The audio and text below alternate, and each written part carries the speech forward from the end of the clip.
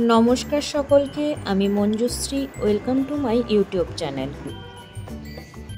आज आमादेर शांतिनिकेतनेर द्वितीय दिन सकाल सकाल ब्रेकफास्ट करे रेडी हुए आमरा सकले मिले बेरिये पड़ेछि विश्वभारती कैम्पासटी घुरे देखार जन्य। विश्वविद्यालय कैम्पासटी एकटी यूनेस्को विश्व ऐतिह्यबाही स्थान एबं एखाने रयेछे विभिन्न रकमेर भवन।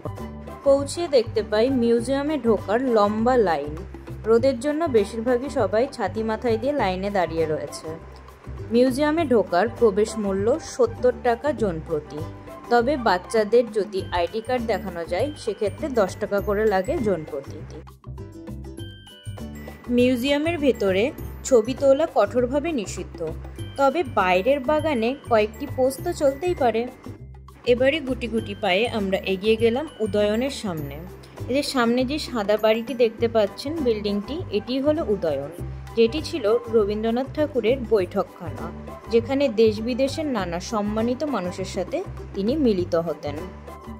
এবারে যে গাড়িটি দেখতে পাচ্ছেন এটি ছিল রবীন্দ্রনাথ ঠাকুরের ব্যবহৃত গাড়ি। কোণার্ক, শ্যামলী, পুনশ্চ, উদীচী সহ ঠাকুরের স্মৃতির সাথে জড়িত রয়েছে বেশ কয়েকটি বাড়ি, যেখানে শোনা কথা যেখানে কবিগুরু বসে বসে ওনার অঙ্কন আঁকতেন। মিউজিয়ামটা কিন্তু একদমই মিস করবেন না। এতে রবীন্দ্রনাথের ব্যবহৃত বিভিন্ন জিনিস, কাজ ও দুর্লভ পেন্টিং রক্ষিত আছে। এই ভবন শান্তিনিকেতনের পর্যটক ও রবীন্দ্রপ্রেমীদের আকর্ষণের মূল কেন্দ্র। সারা বছর হাজার হাজার পর্যটক এই ভবনে ঘুরতে আসেন। এই জাদুঘরে রবি ঠাকুরের নোবেল প্রাইজ, কিন্তু এটি আসল নয়, ডুপ্লিকেট। আসলটি চুরি হয়ে গেছে।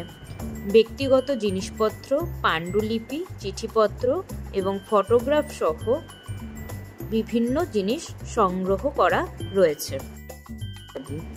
শান্তিনিকেতনের একটি বিশেষ বেড়ানোর অঙ্গ ছিল বিশ্ববিদ্যালয়টি ঘুরে দেখা, বিভিন্ন ডিপার্টমেন্টের মধ্যে দিয়ে ঘুরে ঘুরে বেড়ানো আর তার ফিল নেওয়া, ছাতিমতলায় কিছুটা সময় কাটানো ইত্যাদি। কিন্তু এখন সেগুড়ে বালি, কারণ করোনার পর থেকে বিশ্ববিদ্যালয়ের চত্বর থেকে কাঁটার বেড়ার ওপর বা ফাঁক দিয়ে ওই জায়গাগুলি দেখে দুধের স্বাদ ঘোলে মেটাতে হয়। শান্তিনিকেতনে কেনাকাটা একটি আনন্দদায়ক অভিজ্ঞতা। অনেক হস্তশিল্প এবং শৈল্পিক সৃষ্টি ক্রয়ের জন্য এই জায়গাটি উপলব্ধ। শহরটি তার চমৎকার ডোকরা শিল্প, বাটিক টেক্সটাইল, চামড়ার কারুশিল্প এবং হাতে বোনা কাঁথা শাড়ির জন্য বিখ্যাত। কবিগুরু রবীন্দ্রনাথ শুধু মানুষের সঙ্গে প্রকৃতির সম্পর্ক নিয়ে বিস্তৃতভাবেই লেখেননি, তিনি শান্তিনিকেতন প্রতিষ্ঠা করে তার বাস্তব রূপও দিয়েছিলেন। সবদিকে সবুজ বেষ্টনী দ্বারা শান্তিনিকেতন ঘেরা। পৃথিবী জুড়ে মানুষের সঙ্গে প্রকৃতির সম্পর্কের বিরল উদাহরণ তিনি শান্তিনিকেতনের মাধ্যমে সৃষ্টি করেছিলেন। যেহেতু বর্তমানে বিশ্ববিদ্যালয় প্রাঙ্গণ তারজালি দিয়ে ঘেরা, তাই আমাদের টোটো চালক কাকু তথা ভ্রমণ গাইড যেতে যেতেই তারজালির ওপার থেকেই আমাদেরকে বিভিন্ন রকম তথ্য দিচ্ছিলেন। রবীন্দ্রনাথ ঠাকুর কর্তৃক প্রতিষ্ঠিত বিশ্বভারতীর বিভিন্ন বিভাগগুলি হল পাঠ্যভবন, শিক্ষা ভবন, বিদ্যা ভবন, রবীন্দ্র ভবন, চীনা ভবন, কলা ভবন, সঙ্গীত ভবন, হিন্দি ভবন ইত্যাদি।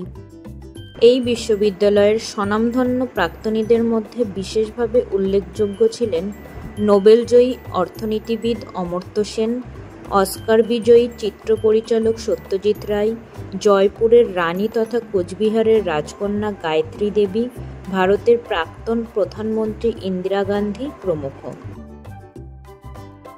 নন্দলাল বসু ছিলেন একজন বিখ্যাত চিত্রকার। তিনি 1922 সালে শান্তিনিকেতনের কলা ভবনের অধ্যক্ষ হন। বাগানের মধ্যে যে বাড়িটি দেখতে পাচ্ছেন এটি হলো শান্তিনিকেতনের নন্দলাল বোসের বাড়ি।